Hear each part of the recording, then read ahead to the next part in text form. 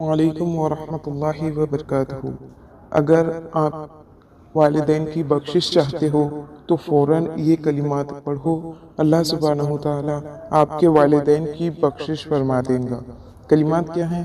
رب ارحمہما کما ربیانی صغیرا۔ ایک مرتبہ پڑھیں۔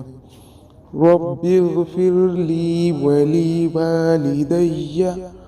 ایک بار پڑھیں۔ اللہم اغفر لہما۔ ایک بار پڑھیں۔ رب اغفر وارحم وانت خیر الراحمین۔ ایک بار پڑھیں۔ انشکر لی ولی والدیک۔ ایک مرتبہ پڑھیں۔